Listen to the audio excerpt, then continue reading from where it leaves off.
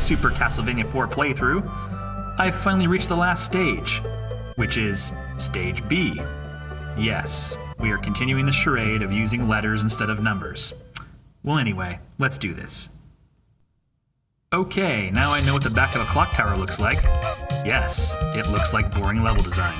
I mean, sure, we're kind of climbing back down from a clock tower, I get that, but there's not much going on here except land scenery and a bunch of headless dead guys with swords. It's like we have some Dante's Inferno stuff going on. We do, however, have another familiar tune going on in the background. Yes, it's another remix song, which is the first stage song from the first Castlevania. It's titled Vampire Killer, which is the iconic song that most people recognize about Castlevania. It's also another popular game song that's been covered numerous times by various musicians. I'm not kidding.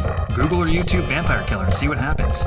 Little known fact, the name Vampire Killer has been synonymous with everything from Castlevania, including titles, and even the name of the whip that Simon Belmont uses. Yes, only us really big geeks have this kind of useless knowledge. And that is some level 99 geek knowledge. Okay, enough of that. Let's just move on. Now it's time to play Can I Make It Up These Stairs Without Throwing the Controller Across the Room. The point is to race the spiky ring thing up this tower while the stairs fall as you climb them. Yes, this was an actual level design idea and it made it into the game. Now I know I made a lot of quips about the lack of challenge in this game, but I have to admit, this part is definitely more challenging. As you can see, it can also be a bit frustrating, and sometimes the stairs will fall before you climb them, in which case you have to commit suicide and restart. Yes, this part of the game is that unforgiving. But then again, isn't that kind of the MO of a Castlevania game? This is how difficult this entire game should have been. Don't get me wrong though, I love this game. I've been playing it since I was a teenager, and therefore, I know its weak points and can judge it. Once again, the song in the background is yet another remix song. This time from the first stage of Castlevania 3, which is titled Beginning. Yeah, Beginning. I guess they ran out of original track names or something. Perhaps the songwriters were like, well, this is the song in the beginning of the game, so let's just call it Beginning now until we come up with a name. And maybe that name never came. And history was made. Might as well call it Stage 1 or something. Okay, so I've reached the next area after some platforming and a bit of not dying, and now I get to take a little break here in this section. I suppose this is the only way to reach Dracula's throne room, huh? Through all this crazy BS. I feel like everyone needs this much challenge just to reach certain rooms of their house. Could you imagine? No wonder Dracula never leaves the castle. Look what you have to do to get back inside. Not only that, just to go back to his throne room again? You know, this level just has a massive amount of stairs. This is a hell of a workout for anyone. No wonder Simon Belmont is so ripped. He climbs stairs like a boss and flails around a massive chain all day. Suppose I wouldn't wear pants either so I could show off my legs. Okay, so now to finish this up and try not to get impaled by the spikes, and... yeah, made it! Okay, suppose I should move on to the finale. Let's do it. Wait, intense creepy music? Moon? Draperies? This must be the last part of the game. Let's get started, shall we? This boss is called Slogra, and he's a giant mutant zombie lizard bird thing. Fun fact, this is Slogra's first appearance in the Castlevania series, but he does appear later in Castlevania Symphony of the Night, and it is much easier in that game. Well, this is just a regular night for Simon Belmont apparently. Yeah, fighting a giant mutant ostrich with a sharp object that launches into space when you hit it. Pretty normal. Oh crap. Check that out, I broke his stick. He's really mad now. So I just need to slap him around and hope that he doesn't poke me in the ass with his terrifying beak. Man, I am barely making these jumps. And of course doing a horrible job trying to defeat this thing in general. I mean look, what would you do if some 7-foot tall ostrich started attacking you in an enclosed room? Yeah, instant death. Speaking of death, I'm pretty close to dying here.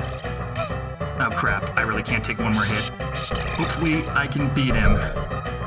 And yeah, did it. That was too close. Let's move on. Awesome, yummy candle meaty goodness. Ooh, more candle meat.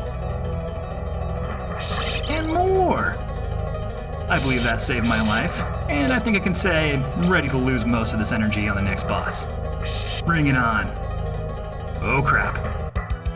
This boss is called Gaibon, and it's basically Dracula's pet that's half man, half fire-breathing bat, all cop. Also, I don't think it's house-trained. Well, this is also Gaibon's first appearance in the Castlevania series, and of course, also makes an appearance later in Symphony of the Night, and the same boss fight with Slogra, in fact. I find this fight to be a lot more simple than the last one, as Gaibon has pretty easy to read patterns, even though I'm doing a horrible job of showing that right now. Just a few more hits here, and yeah, he's gone to red mode. It must mean he's super pissed or something. Wait, watch this. Dracaris! Eat your heart out, Daenerys Stormborn. Sorry, that's all the Game of Thrones jokes you're gonna get for this one. Hey, it could be worse, I could be making a bunch of Batman jokes. After all, this Bat creature would be something that DC or Dark Horse would come up with and call it a Batman comic. Or heck, they could just do a Batman Castlevania crossover. Hey, I called it first, so if they ever make one, remember who said it. I'm joking, that will never happen. Okay, this guy's almost dead. Just need to stop missing and start hitting him. Okay, and yeah, he's dead. Yeah, burn, Bathead, burn. Okay, that was dramatic. But screw all that. Let's move on to the last boss. He's just up this stairs and down this little hallway here.